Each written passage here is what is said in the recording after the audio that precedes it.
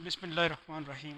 Exercise 1.2 का question number 1 का 12th part है। Show that a plus B into A minus B is equal to A square minus B square if and only A and B commute. ये जो formula है ये आपको पता है कि अलजबरे में तो ये वैलिड है। Small a plus B is equal into A minus B is equal to A square minus B square. ये X plus Y into X minus Y is equal to X square minus Y square. यहाँ A B जो हैं ये matrices हैं। A B matrices को represent कर रही हैं। तो मैट्रिसेस की प्रोडक्ट जो आपको याद है कि अगर ए बी आप फाइंड कर लें तो ज़रूरी नहीं है कि बी ए बी फाइंड हो सके, क्योंकि मैट्रिक्स की प्रोडक्ट के लिए क्या शर्त होती है, पहली मैट्रिक्स के नंबर ऑफ़ कॉलम्स दूसरी मैट्रिक्स के नंबर ऑफ़ रोज़ के बराबर होने चाहिए, ये कंडीशन है। इस वजह से हम इस रिज़ल्ट को एज इट इज़ नहीं लिख सकते, लेकिन अब वो उसने कहा कि ये रिज़ल्ट होल्ड कब करेगा, A plus B into A minus B is equal to A square minus B square सिर्फ एक ही सूरत में होल्ड करेगा, अगर ए और बी कम्यूट करते हैं। ए बी कम्यूट से क्या मुराद है, A B is equal to B A, product A B is equal to B A, इससे मुराद ये है। तो इफ़ एंड ओनली का मतलब है कि पहले हमने ये चीज़ लेके ए बी को कम्यूट साबित करना है और फिर ए बी को कम्यूट लेके इसको साबित करना है। इफ़ एंड ओनली का मतलब ये होता है एक चीज़ लेके दूसरी साबित करनी, फिर दूसरी चीज़ लेके पहली साबित करनी। तो सॉल्यूशन में आप ये लिखते हैं let A plus B into A minus B equal to A square minus B square. ठीक है, ये आपने सपोज कर लिया। अब ये जो है ए प्लस बी एक मैट्रिक्स है, ए के साथ मल्टीप्लाई किस तरह होगी, ए के साथ मल्टीप्लाई होगा ए इंटू ए, फिर ए बी के साथ तो क्या आ जाएगा माइनस ए इंटू बी, और फिर बी ए के साथ प्लस बी इंटू ए, फिर बी के साथ minus B into B. Right hand side पे क्या है A square minus B square. जब मैट्रिक्स को आप ए को ए से मल्टीप्लाई कराएंगे तो क्या रिजल्ट आएगा, मैट्रिक्स ए स्क्वेयर, ये क्या आ जाएगा माइनस ए बी और प्लस बी ए, यहाँ आ जाएगा माइनस बी स्क्वेयर, ए स्क्वेयर माइनस बी स्क्वेयर। ये ए स्क्वेयर इसके साथ कैंसिल हुआ, ये माइनस बी स्क्वेयर इसके साथ कैंसिल हुआ, आपके पास रह गया minus A B plus B A is equal to zero. या फिर आप लिखेंगे B A is equal to A B. इससे क्या पता चला, ए एंड बी कम्यूट, यानी इनकी प्रोडक्ट जो है रिवर्स अगर आप उसका ऑर्डर कर दें तब भी सेम रही है, A B is equal to B है। अब जैसे मैंने बताया कि इफ़ एंड ओनली है तो कन्वर्सली भी सपोज करना पड़ेगा हमें।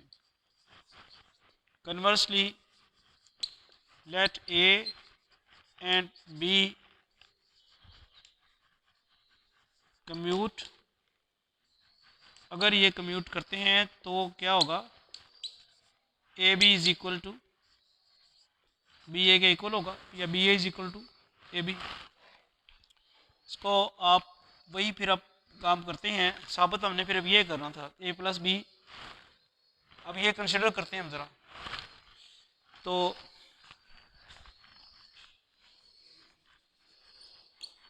Consider A plus B into A minus B किसके इक्वल आ गया, ए इंटू ए, वही काम आप कर रहे हैं, माइनस ए इंटू बी प्लस बी ए माइनस बी इंटू बी।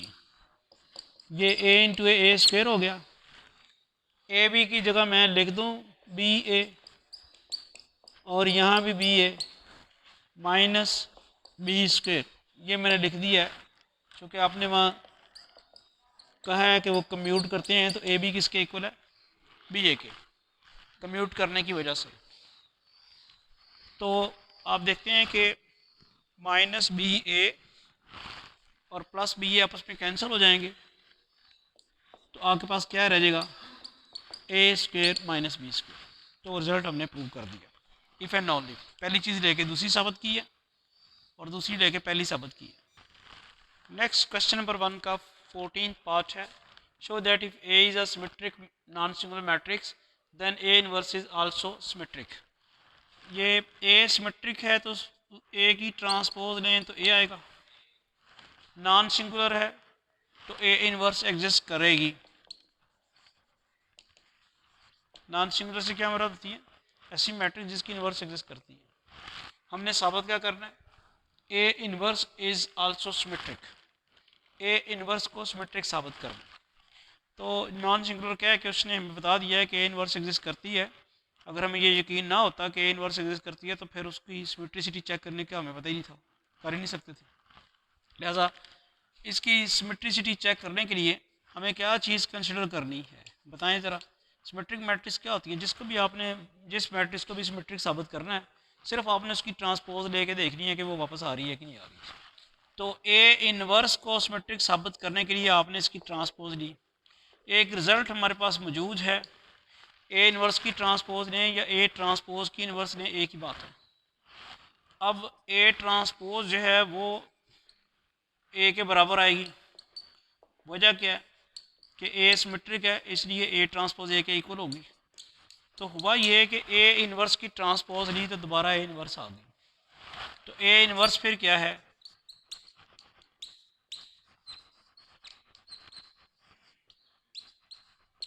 ये एक सिमेट्रिक मैट्रिक्स। ठीक है, नेक्स्ट देखें कौन सा क्वेश्चन है। नेक्स्ट क्वेश्चन है question number 12। Find the reduced echelon form of the matrix 1 - 2 3 - 1 2 - 1 2 2 3 1 2 3। ये क्वेश्चन पंजाब यूनिवर्सिटी के 2018 के BS मैथ स्टैट और केमिस्ट्री के क्वेश्चन पेपर में आया हुआ है। क्या आपको मैट्रिक्स की रिड्यूस्ड एशेलन फॉर्म का पता है वो क्या होती है? नहीं पता? फर्स्ट ईयर में चैप्टर 3 में ये पढ़ा हुआ है। अब अगर नहीं याद तो अच्छी तरह ये समझना है, और वो स्टेप्स अच्छी तरह समझने हैं कि जो स्टेप्स यूज़ करके हम इसको रिड्यूस एशेलन फॉर्म में लेके आएंगे। याद मैं ये करवा दूँ आपको कि ये फर्स्ट ईयर के 3rd चैप्टर में आपने पढ़ी हुई है। दो टाइप्स होती थी मैट्रिसेस की, एशेलन फॉर्म और एक रिड्यूस्ड एशेलन फॉर्म। अब उसको कैसे कन्वर्ट करना है, ये हम करते हैं रो ऑपरेशंस। रो ऑपरेशन जो हैं वो कितने किस्म के रो ऑपरेशन होते हैं? किसी भी रो को किसी भी रो से मल्टीप्लाई करा के किसी दूसरी रो में ऐड या सब्ट्रैक्ट कर सकते हैं, रोज़ को इंटरचेंज कर सकते हैं। जो नई मैट्रिक्स बनती है वो पुरानी मैट्रिक्स के इक्वल नहीं होती, बल्कि उसके रो इक्वलेंट बन जाती है। अब मैं यहाँ से आपको समझाता हूँ कि कैसे। ये मेरे पास मैट्रिक्स है जिसकी फर्स्ट रो है 1 - 2 3 - 1 2 - 1 2 2 3 1 2 3। इसके ऊपर सिर्फ हमने रो ऑपरेशंस करने हैं। रो ऑपरेशंस मैंने बताए आपको क्या है? किसी रो को मल्टीप्लाई करके किसी दूसरी रो में ऐड या सब्ट्रैक्ट करना, या फिर रोज़ को इंटरचेंज करना, या किसी नंबर को रो से मल्टीप्लाई या डिवाइड करना। ये 3 किस्म के रो ऑपरेशन हैं जी। हमने एशेलन फॉर्म में कन्वर्ट करने के लिए मैं आपको बताऊं, या रिड्यूस एशेलन फॉर्म में कन्वर्ट करें। पहले एशेलन फॉर्म में कन्वर्ट करेंगे। जितनी भी रोज़ हैं उन सब रोज़ में फर्स्ट नॉन ज़ीरो एलिमेंट 1 होना चाहिए।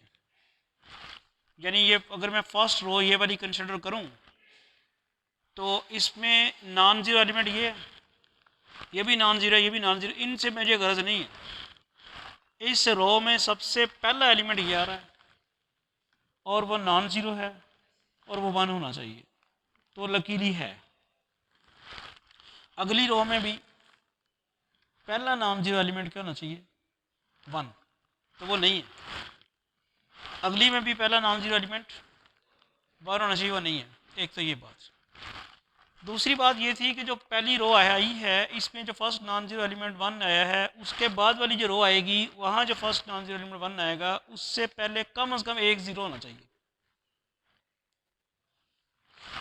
इस रो में पहला जो नॉन ज़ीरो एलिमेंट है, मैं इसकी मिसाल समझाता हूँ आपको। मैं उसको समझाने के लिए फर्स्ट करें, ये मैंने लिखी है एक मैट्रिक्स।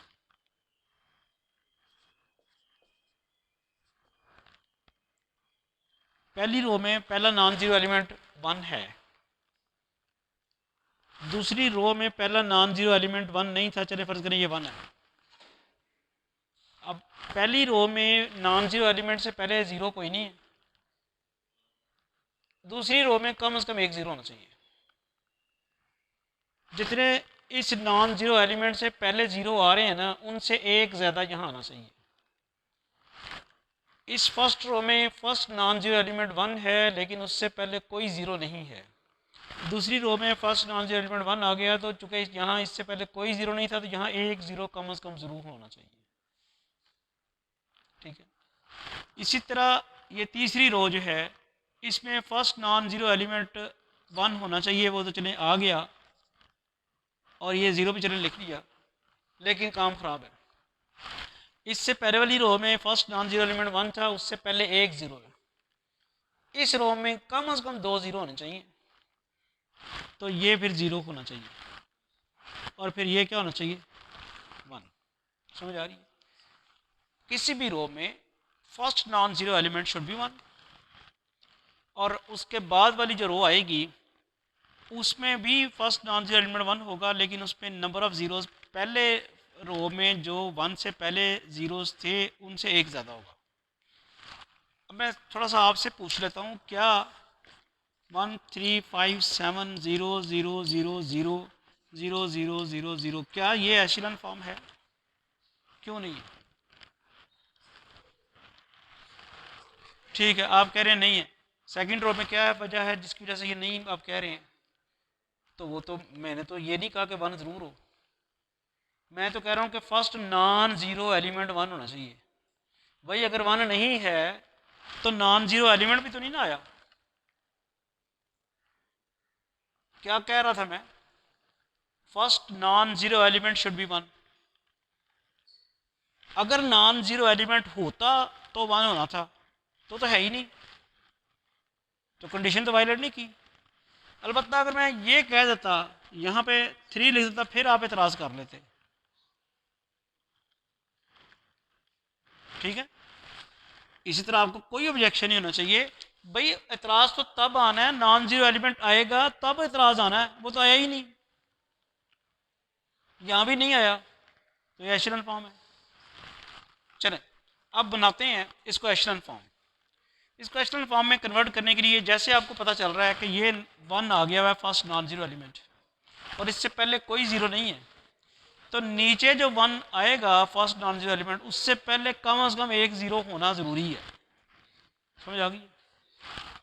यानी इसका मतलब ये कि यहाँ आएगा नॉन जीरो एलिमेंट 1 और यहाँ ज़ीरो होना ज़रूरी है। फिर जब एक ज़ीरो यहाँ आ गया तो फिर नॉन जीरो एलिमेंट इसका यहाँ आएगा 1, और उससे पहले दो ज़ीरो होने ज़रूरी हैं। ये बात समझ आ रही? तो चलिए यहाँ पे चलते हैं। फर्स्ट नॉन जीरो एलिमेंट 1 है, और इसके नीचे इसका तरीकाकार ही होता है कि इसके नीचे ज़ीरो बनाना होता है। इसके नीचे सारे ज़ीरो बनने हैं। अब इसके नीचे सारे ज़ीरो कैसे बनते हैं? दो ऑपरेशंस करने हैं, रो ऑपरेशंस। रो 1 रो 2 जो है, ये रो 2, अगर मैं रो 1 को 2 से मल्टीप्लाई करा के रो 2 में से सब्ट्रैक्ट करूं तो ये यहाँ पे ज़ीरो आ जाएगा। ऑपरेशन क्या होगा? रो 2 माइनस 2 रो 1। ये याद रखें कि जिस रो को मल्टीप्लाई करा के ऐड या सब्ट्रैक्ट करना है वो चेंज नहीं होनी। आप कहीं फिजिकली रो 1 को 2 से मल्टीप्लाई ना करा दीजिएगा। रो 1 ये लिखी हुई है ना, मैंने ऑपरेशन लिखा है माइनस 2 रो 1, तो फिजिकली 2 से मल्टीप्लाई नहीं कराना इसको, ये अपने जेहन में रखना है। और जिसको मल्टीप्लाई करा के आप ऐड या सब्ट्रैक्ट कर रहे हैं वो खुद चेंज नहीं होगी। ठीक है, तो रो 1 एज इट इज रहेगी, 1 माइनस 2 3 माइनस 1, ये चेंज नहीं होगी। जब रो 1 को मैं 2 से मल्टीप्लाई करा के रो 2 में से सब्ट्रैक्ट करूंगा तो करस्पॉन्डिंग एलिमेंट सब्ट्रैक्ट होंगे।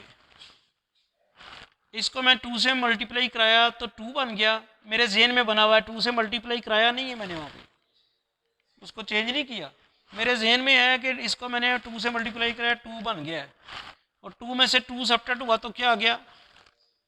इसको मैंने 2 से मल्टीप्लाई कराया तो -4 बन गया। -1 में से -4 सब्ट्रैक्ट किया तो +4 हो जाएगा। -1 + 4 क्या रह जाएगा 3। इसको मल्टीप्लाई कराया 2 से तो 6 हो गया। अब 2 में से 6 को सब्ट्रैक्ट किया तो क्या रह जाएगा -4। इसको मल्टीप्लाई कराया 2 के साथ तो -2 हो गया, और उसको सब्ट्रैक्ट किया तो 2 + 2 4। समझ आई कि नहीं आई? नहीं आई? आ गई है? तो तुम कहते हो समझ आ गया लेकिन सर तुम इस तरह फेरते हो, इसका क्या मतलब है? आगे चलें, आगे चलें। आगे अब ये हो गया कि यहाँ भी 0 आना ज़रूरी है। वो कैसे होगा? हम रो 1 को 3 से मल्टीप्लाई करा के इसमें से सब्ट्रैक्ट करेंगे। उसके लिए ऑपरेशन लिखते हैं। ऑपरेशन क्या होगा? R3 - 3R1।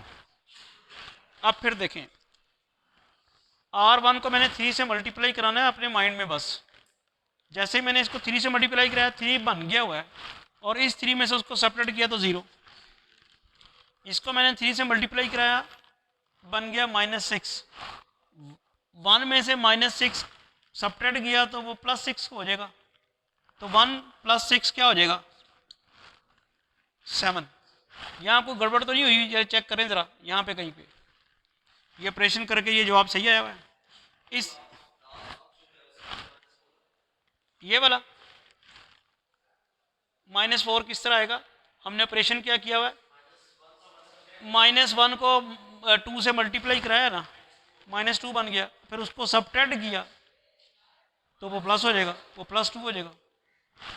इसमें से ये देखो ना, ये है 2, इसमें से ये करेंगे तो क्या आएगा आंसर? ठीक है। इसी तरह जब आपने इसको 2 से मल्टीप्लाई कराया और इसमें से सब्ट्रैक्ट ये आपके पास बन रहा था, यहाँ क्या बन रहा है 6 और 2 - 6, और यहाँ पे 4। यहाँ पे गलती लग रही है, नहीं यहाँ पे भी ठीक है। -1 प्लस ये थोड़ा देखो -1 और -4, ये आपके पास 3 आ जाएगा, वो +4 हो जाएगा और -3 हो जाएगा। चलिए वापस आ जाते हैं। इसको हमने मल्टीप्लाई कराया किसके साथ? 3 के साथ, वो बना -6। 1 में से -6 सब्ट्रैक्ट करेंगे तो 6 ऐड हो जाएगा। यही करेंगे ना, 1 - -6, ये क्या आ जाएगा 7। इसको फिर हमने 3 से मल्टीप्लाई कराया, 3 से कराया हुआ ना 9, तो 2 - 9 क्या हो जाएगा -7। फिर 3 से मल्टीप्लाई कराया और सब्ट्रैक्ट किया तो 3 + 3 यानी ये आ जाएगा 6। इसको 3 से मल्टीप्लाई कराएंगे -3 हो जाएगा। जब उसको 3 में से -3 को सब्ट्रैक्ट करेंगे तो बेसिकली वो ऐड हो जाएगा, ये आ जाएगा। अब हमने सक्सेसफुली इस 1 के नीचे 0 बना ली। इस रो का फर्स्ट नॉन जीरो एलिमेंट क्या है? तो वो नहीं होना चाहिए, 1 होना चाहिए। यहाँ 1 दो तरीके से बन सकता है, ये ज़रा समझने वाली बात है। ये जो 3 है यहाँ 1 दो तरीके से बन सकता है। आप सीधा सीधा 3 कॉमन ले लें। मैंने पहले ही कहा था आपको कि रो ऑपरेशंस में कौन कौन से ऑपरेशन हो सकते हैं। एक तो मल्टीप्लाई करा के ऐड या सब्ट्रैक्ट हो सकता है, जो हमने किया। एक पूरी रो को किसी से नंबर से मल्टीप्लाई करा के सब्ट्रैक्ट कर दूसरी रो में से, ये ऐड कर रो इंटरचेंज कर दें, वो अभी हमने नहीं की, ज़रूरत नहीं पड़ी। एक और था, ये जो आप कह रहे हैं कि वो जो मैंने कहा था कि मल्टीप्लाई या डिवाइड कर दें, पूरी रो को किसी नंबर से मल्टीप्लाई कर दें या डिवाइड कर दें। तो मैं 3 कॉमन लूँगा तो इसका मतलब होगा सेकंड रो को मैं 3 से डिवाइड कर रहा हूँ। उससे प्रॉब्लम ये आ जाएगी कि यहाँ -4/3 और यहाँ 4/3 हो जाएगा, फिर उसको ऐड और सब्ट्रैक्ट करना मुश्किल हो जाएगा। तो हम 1 बनाना ना हमने। अच्छा मज़े की बात है, यहाँ 1 नहीं बनता तो यहाँ बना लें, फिर उसको रो को ऊपर नीचे कर लेंगे। यहाँ तो 1 नहीं बन रहा, यहाँ आसानी से बन रहा है। कैसे बोला? रो 2 को 2 से मल्टीप्लाई करा के इसमें से सब्ट्रैक्ट कर दें। रो 2 को जब 2 से मल्टीप्लाई कराएंगे 6 बन जाएगा। 7 - 6 1। तो सबसे पहले अच्छा मैंने एक दूसरा बात करें, देखें कि इस मैट्रिक्स को इस मैट्रिक्स से इक्वल नहीं लिखा, सिंबल डाला ये वाला इक्वलिटी इक्वलेंट का, ये रो इक्वलेंट है, ये मैट्रिक्स इसके इक्वल नहीं है। रो ऑपरेशन करने के बाद नई मैट्रिक्स बनी। अब जो नया ऑपरेशन मैं चाह रहा हूँ वो क्या चाह रहा हूँ, R3 माइनस 2R2।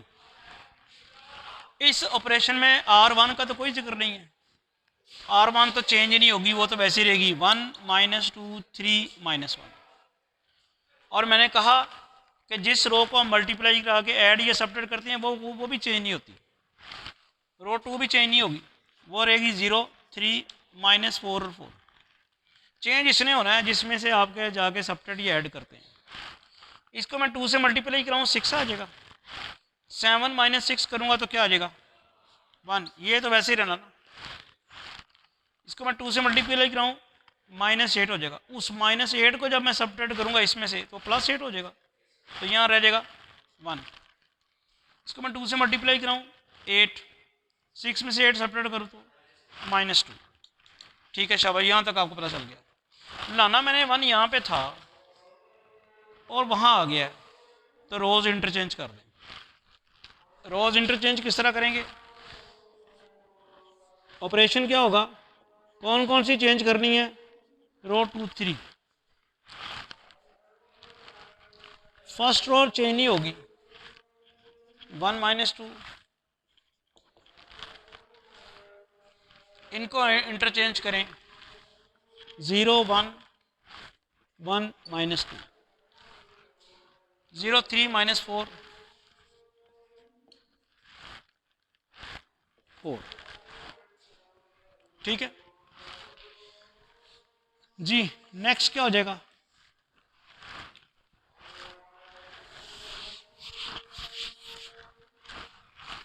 ये फर्स्ट नॉन जीरो एलिमेंट 1 आ चुका है।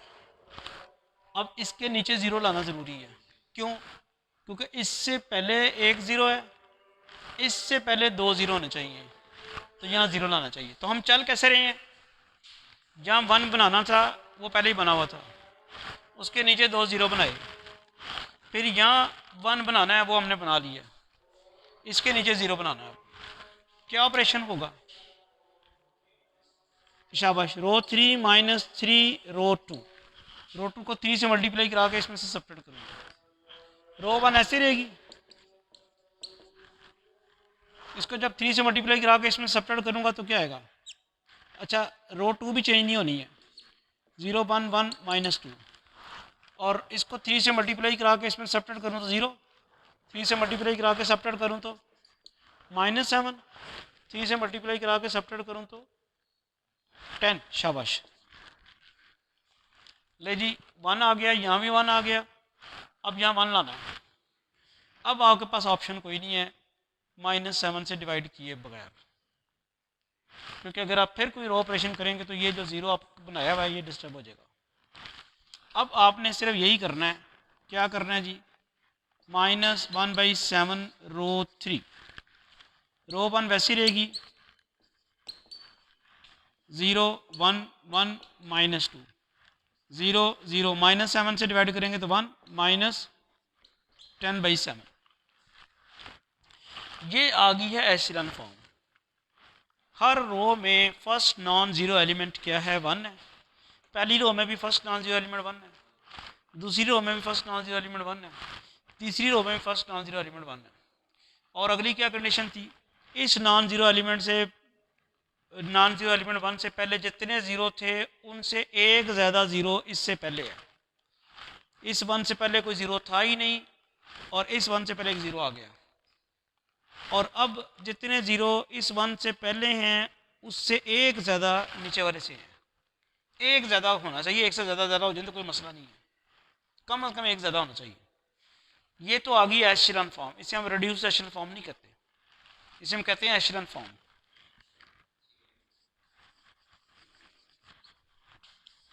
अब रिड्यूस एशेलन फॉर्म कैसे बनती है, जो नॉन ज़ीरो एलिमेंट्स 1 हैं, फर्स्ट नॉन ज़ीरो एलिमेंट, उस कॉलम में उस 1 के अलावा सारे ज़ीरो होने चाहिए। मिसाल के तौर पे ये 1 है, इस कॉलम में तो बाकी सारे ज़ीरो हैं, इसके अलावा ये 1 है फर्स्ट नॉन ज़ीरो एलिमेंट, इस कॉलम में यहाँ तो ज़ीरो है लेकिन इसके ऊपर भी ज़ीरो बनाना है, और फिर ये वाला जो कॉलम है इसके ऊपर दोनों ज़ीरो बनाने हैं। तो इसका तरीकाकार ये होता है, पहले ये 1 बनाते हैं, उसके नीचे 0 बनाते हैं, फिर ये 1 बनाते हैं, उसके नीचे 0 बनाते हैं, और फिर इधर से वापस जाना है। अब आपने ये जो 1 है इसके ऊपर 0 बनाना है, यहाँ भी और यहाँ भी, फिर इस 1 के ऊपर 0 बनाना है। अब मैं रो ऑपरेशंस इकट्ठे लिखता हूँ इसके। यहाँ 0 बनाने के लिए मुझे क्या करना होगा, रो 3 माइनस 3 सॉरी रो 1 माइनस 3 रो 3, ये ज़रा आप समझना पड़ेगा आपको। इस रो 1 एक बात तो तय होगी कि चूँकि रो 3 को 3 से मल्टीप्लाई करा के सबट्रैक्ट किया जा रहा है, तो रो 3 खुद तब्दील नहीं होगी। उसको तो पहले लिख ही लें आप, 0 0 1 माइनस 10/7, इसको तो एज इट इज़ आप लिख लें। अब जब रो 3 को मैंने 3 से मल्टीप्लाई कराया, 0 को 3 से मल्टीप्लाई कराऊँ, इसमें से सबट्रैक्ट करूँ तो 1 वैसे ही रहेगा। 0 को 3 से मल्टीप्लाई कराऊँ तो -2 में से सबट्रैक्ट करूँ तो -2 वैसे ही रहेगा। इस 1 को 3 से मल्टीप्लाई करा के सबट्रैक्ट करूँ तो 0 हो जाएगा। यहाँ मसला बनना है, वो देखें कैसे बनना है। -1 पहले से मौजूद है ये वाला, इसको मैंने कराना 3 से मल्टीप्लाई, वो बन जाना है 30/7, और फिर जब मैंने इसे सबट्रैक्ट करना है तो वो ऐड हो जाना है। इसको मैंने 3 से मल्टीप्लाई कराया तो वो आया -30/7, जब मैंने उसमें से सबट्रैक्ट किया तो ऐड हो जाएगा। अब इसका एल्शियम लें तो क्या आता है, -7 -7 + 30 23, तो जो रिज़ल्ट आया यहाँ पे फिर क्या आया, 23/7। ठीक है, ये आप भी रबर करके कर लिया करें, वैसे ना करें। चलें, सक्सेसफुली ये जो 1 आया था इसके ऊपर हमने 0 कर लिया यहाँ पे। अब यहाँ 0 करना है, वो कौन सा ऑपरेशन होगा, रो 2 माइनस रो 3, बस एज इट इज सबट्रैक्ट कर दो।